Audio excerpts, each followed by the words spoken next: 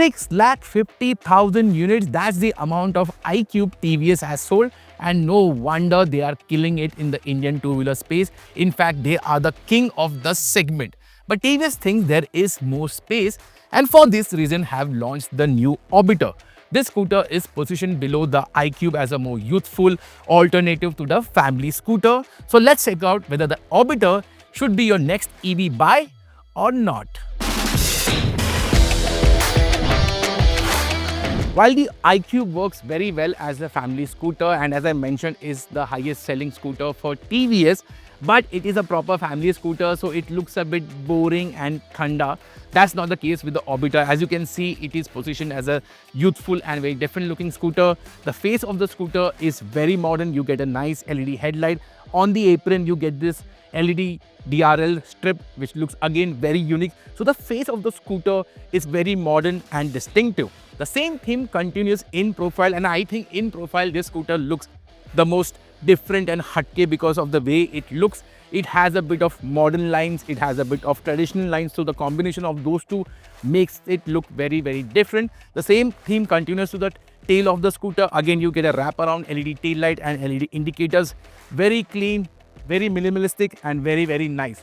So if you want a scooter that is very modern, sporty and a bit quirky, I think the Orbiter does make sense, and even the color options on this scooter is very modern because on the iQube the color palette is very simple. That is not the case with the Orbiter, so it is in your face and quirky. On the features front, the TVS Orbiter comes with a color LCD console instead of a TFT unit as seen on the iQube. The layout is fine and you get all the necessary information required. The highlight of the scooter is cruise control, which is very easy to engage and performed without any issue during the first ride. The Orbiter also comes with a hill hold function, which automatically holds the scooter on an inclined surface once you engage the brakes. There is Bluetooth connectivity for call and message alerts along with turn-by-turn navigation. On the utility end of things, the 12-inch rear wheel means the underseat storage is very spacious as it can accommodate 2 helmets. There is also a small cubby hole to store your phone and a USB charger above it. So while the Orbiter looks very modern and exciting, that's not the case when it comes to performance.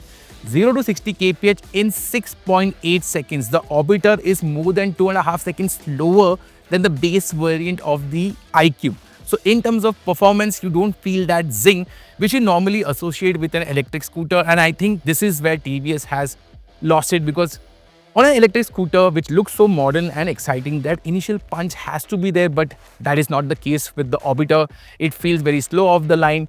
Even the top speed is capped at 68 kph, which is fine for me because this is more of an urban scooter.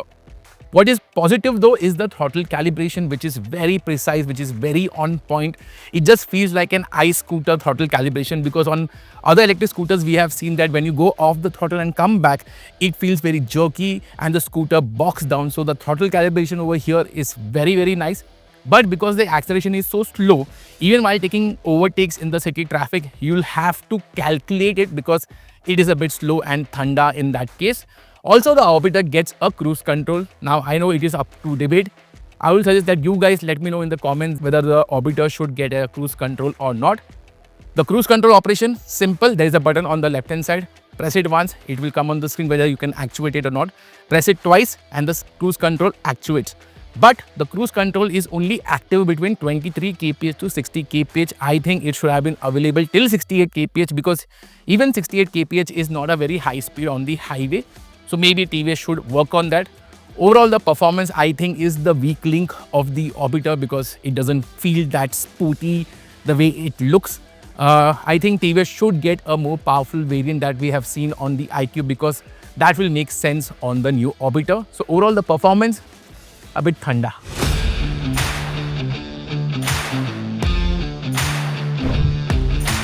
So while the performance might not be very exciting and up to the mark, what is very, very impressive is the range of the Orbiter. TVS claims a claimed range of 158 kilometers, which is very, very impressive given the battery capacity of the scooter. However, the charging time is very high at 4 hours and 10 minutes.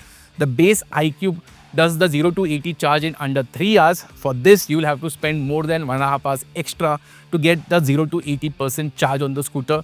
So while the range is nice, and I think this will be useful for gig workers because the range will help them cover more distance in city traffic, but the charging time should have been better because they could have offered a more powerful charger. So what's your take on the range and the charging time? Let us know in the comments.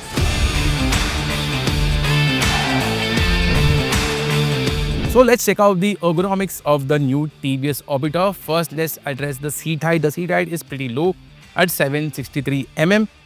As you can see, I can easily flat foot on this scooter. Even the width of the scooter is not very wide, so even for shorter riders, it is very accessible and very nice. Second thing is the riding posture. You get a nice flat wide handlebar. It curves back a bit on the end. It is pretty tall, so the riding posture, as you can see, is like a typical scooter. Very upright, very comfy. One good aspect of the Orbiter is the handlebar position is a bit higher. So when you are taking a U-turn, it doesn't brush against my leg, which happens in most of the scooters. So if you're on the taller end, I think this will be beneficial. Even in terms of the footboard area, there is a lot of space for me to move around. I wear a size 11 shoe. So as you can see, even good footboard space for you to carry some stuff over here. Don't carry a gas cylinder or a water bottle over here. That's not safe. Second thing about the comfort aspect is that for the rider, there is a lot of space. And even for the pillion, as you can see, it has a very long seat.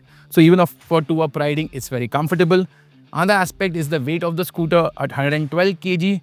It is equivalent to that of a 110cc scooter. So if you are moving from a 110cc scooter to the Orbiter, you can easily move it around. Also, it has park assist for both forward and reverse to help you out.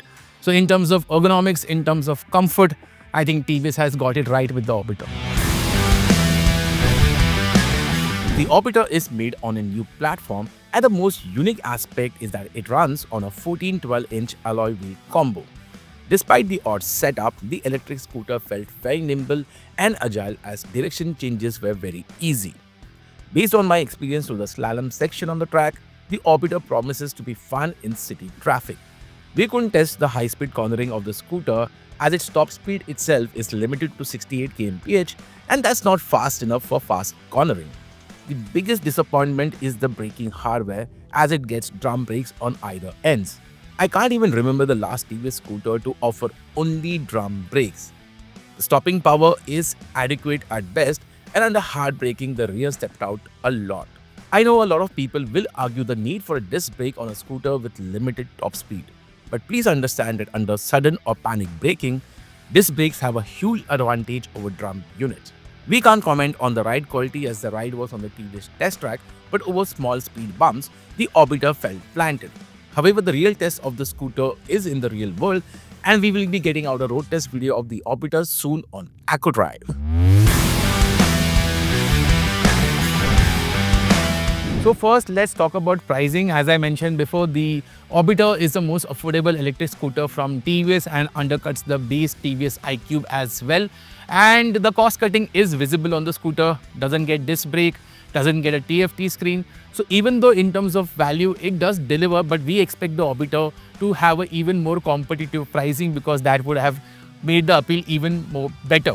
But the biggest problem for me is not the price, but it's the performance, or should I say the lack of performance of the Orbiter, because it looks so exciting, looks so youthful, but it doesn't deliver when it comes to performance, because even though the chassis has potential, it is very fun to ride, but it's just the speed. It just feels very, very thunder in that case.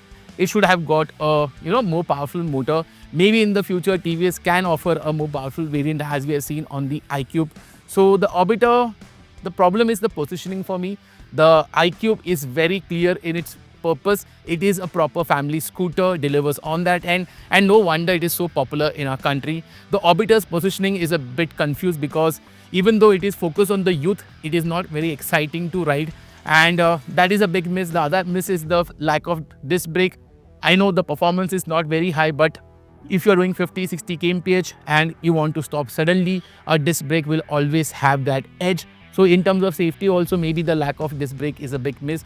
Even the lack of TFT, I'm fine with that because that is okay. So the Orbiter maybe I think makes sense if you want just range and an affordable price tag. Maybe for gig workers, this might work out because the way the TVS iQube has set a benchmark, We were expecting more from TVS with the Orbiter. So yeah, maybe if you want range, the Orbiter is fine. But given the expectations of the iQube, I'm a bit disappointed by the Orbiter.